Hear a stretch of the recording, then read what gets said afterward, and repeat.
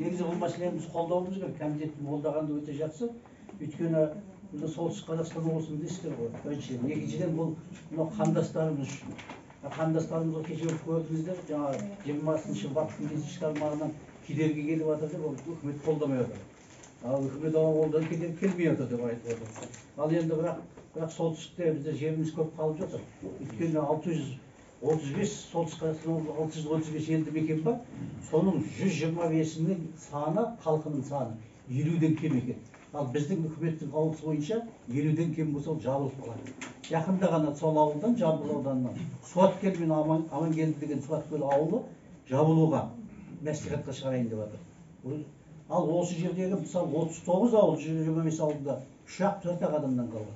Мен 2021 жылы осы депутат сауал жасағам. Сол кезде де осы мәселені айтқам. Бос жатқан жер жау шақырады дейді. Сондықтан бұл жерге келіп жатқан мына қандастарымызды содан бері қанша барды қандасымыз жерге торға. Барған кезде ауылдың әкімі не дейді? Жер жоқ дейді, егін қайтарып жібереді. Ол жерде жерге қатысып конкурсқа қатысқан кезде олар ала алмайды. Сондықтан да біз ол қандастарымызға конкурстан тыс осындай жеңілдік жасаған қолдаймыз. Біз қосыламыз. Және Қазбек Иса, Керімбек Болат, Жақынбек Амантай, ол да осы қосылып қолдаймыз. Осы келетін қандастарға конкурстан тыс шаруашылық жер беруін қолдаймыз. Рахмет. Жақсы, рахмет.